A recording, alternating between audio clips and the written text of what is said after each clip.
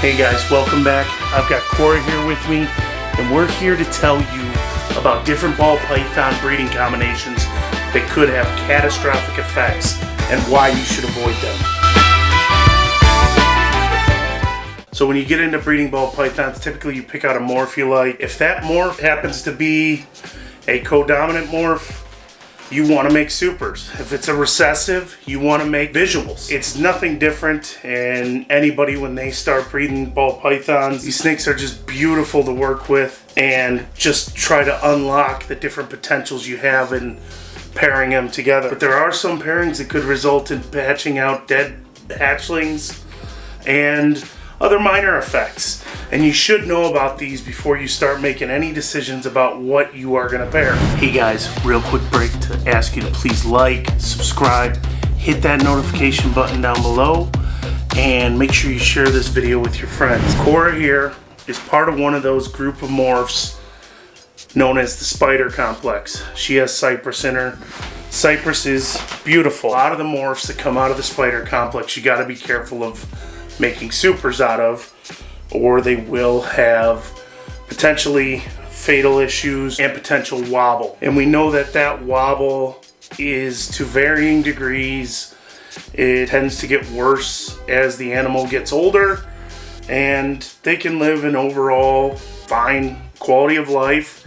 And there are studies out there showing that it is not a neurological defect, and that it seems to be a defect of the inner ear on the animal, which, if you think about humans, the inner ear can cause balance issues. So it would make sense that wobble could have something to do with the inner ear. Some of the other traits that show this wobble besides spider are the hidden gene woma.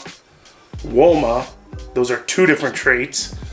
Sable, so the super sable, and a super spot nose.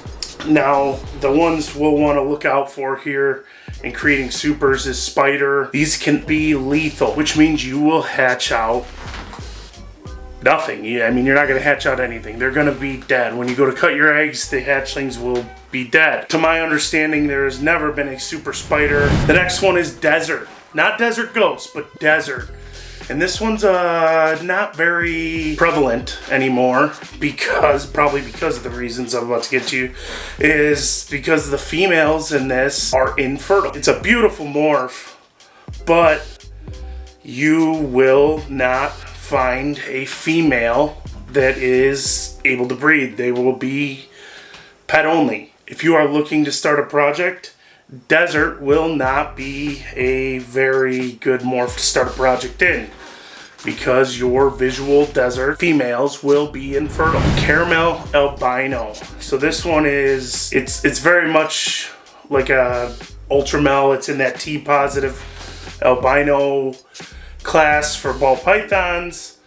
And some of the issues with this one, that the hatchlings have kinking, and then this one is not infertile females, but the females have less fertility than what you'd expect out of a normal ball python, or other traits for that matter. So we'll just call it a poor female fertility. And again, this will be potentially a dead-end project for you if you get started in this. So something you'll want to know before you start picking out projects and pairings that you are going to potentially make. Again, beautiful, but you can potentially go with ultramel or monarch in its place and achieve some of the same looks, but avoid that poor female fertility. Alright, switched it up. Now I got Cindy here with me, who is a cinnamon het sunset, and she is being paired this year with Jimothy, who is our pastel double het clown sunset male. Very excited for her. One thing we'll be sure not to pair her to is another cinnamon. So if you pair cinnamon or black pastel and create super cinnamon or super black pastel, they are beautiful. It's basically an all black snake, but the potential problems that you have with this are called duckbill, or you get kinking, potential spinal kinks somewhere down the back of the snake. And unfortunately with kinks, these can end up being bad enough to where they cannot pass food, so you will have to euthanize the animal. So if you are pairing black pastel or cinnamon, just be sure your pairings don't have the potential to create super black pastel or super cinnamons.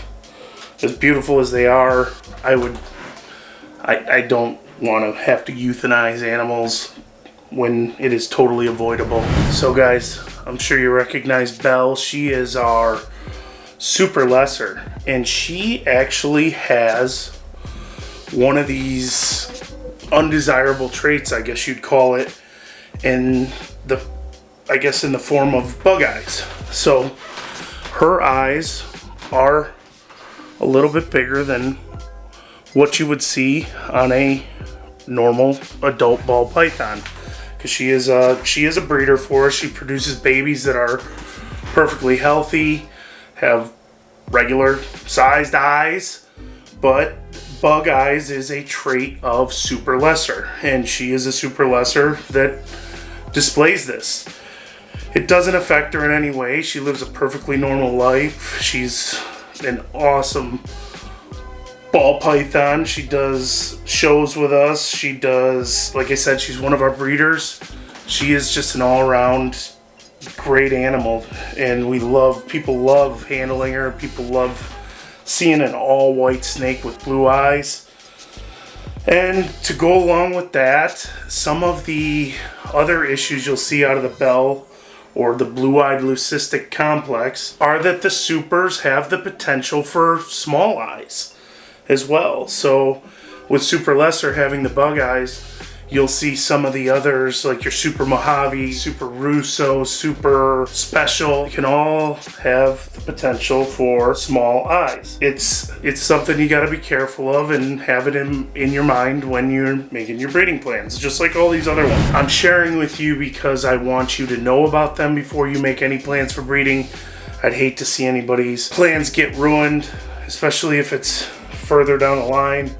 Typically you'll find these things out early in your breeding endeavors, but this is research that I did early on, and I use that information in when I pick my pairings. A lot of these you can, like I said, the snake can live a normal life outside of the ones that end up with fatal pairings. These snakes can live a normal life, but like I said, it could ruin your breeding plans potentially if you breed an animal that puts out infertile females or less fertile females.